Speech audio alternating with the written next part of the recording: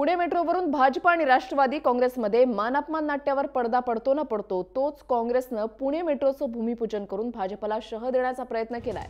माजी मुख्यमंत्री पृथ्वीराज चव्हाण यांच्या हस्ते स्वारगेट चौकामध्ये भूमिपूजनाचा कार्यक्रम करण्यात आला आणि विशेष म्हणजे काँग्रेसच्या कार्यक्रमाला उपमहापौर मुकारी अलगुडे यांनी दांडी मारली। ते काँग्रेसवर नाराज असून पक्षाला सोडचिठ्ठी देऊन भाजपमध्ये जाण्याची तयारीत असल्याची माहिती मिळते।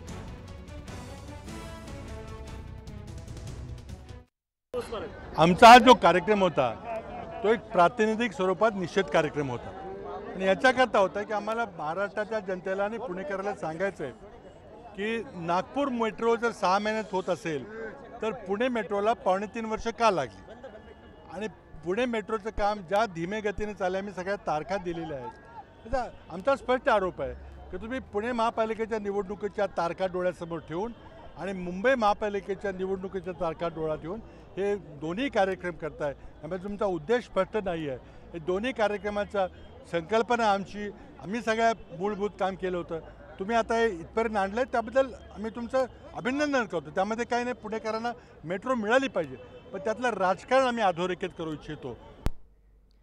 पण आता भाजपनं सुद्धा मेट्रोच्या भूमिपूजनाची जोरदार तयारी केलेली आहे आणि आढावा घेतलाय आपले प्रतिनिधी अमोल कविटकर यांनी। पुणे मेट्रोच्या भूमिपूजनावरून राष्ट्रवादी आणि भाजपची दिलजमाई झाल्यानंतर हा कार्यक्रम कसा भव्य दिव्य होईल याची काळजी आहे ती भाजपकडनं घेतली जाते। भाजप असेल आणि केंद्र सरकारची यंत्रणा असेल, या यंत्रणेकडून कार्यक्रम जो आहे तो पूर्णपणे भव्य दिव्य करण्याचा प्रयत्न केला जातो। अशा प्रकारचं चित्र आपल्याला पाहायला मिळते। पुण्यातल्या कृषी महाविद्यालयाच्या मैदानावरती मोदी पुणे मेट्रोचं भूमिपूजन करतील आणि त्यानंतरच भव्य दिव्य अशी सभा घेण्याचा प्रयत्न जो आहे तो भाजपकडनं करण्यात येतोय। महत्त्वाची बाब म्हणजे शरद पवार या व्यासपीठावर असणार आहेत, त्यामुळं शरद पवार आणि मोदी पुन्हा एकदा व्यासपीठावर असतील। मात्र यावेळेस हे संदर्भ जे आहेत ते पूर्णपणे वेगळे असतील।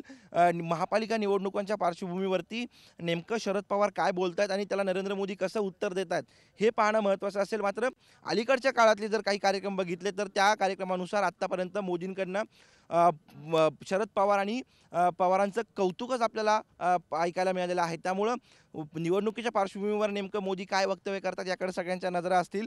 विधानसभा आणि लोकसभा निवडणुकीच्या प्रचाराच्या वेळीस नरेंद्र मोदी यांनी नॅशनलिस्ट करप्ट पार्टी अशा प्रकारचा आरोप किंवा अशा प्रकारचे टीका जी आहे ती राष्ट्रवादीवरती केली होती। त्यामुळं आता निवडणुकीच्या पार्श्वभूमीवर हे दोन नेते एकाच व्यासपीठावर येत आहेत आणि त्याचे संदर्भ जे आहेत ते निवडणुकांचे असल्यामुळे नेमकं काय वक्तव्य एकमेकाच्या विरोधामध्ये किंवा एकमेकाच्या बाजूने होतं हे पाहणं महत्त्वाचं असेल। मात्र दुसरीकडे हा कार्यक्रम यशस्वी करण्यासाठी आणि या कार्यक्रमाला महापालिका निवडणुकीचा प्रचाराच्या नारळाची सभा म्हणून भाजप जे आहे ते बघते आणि ही सभा कशा प्रकारे यशस्वी होईल याची पूर्णपणे खबरदारी भाजप आणि केंद्र सरकारनं घेतली जाते। व्हिडिओ जर्नलिस्ट निकेतन मानेसह अमोल कविटकर, जय महाराष्ट्र, पुणे।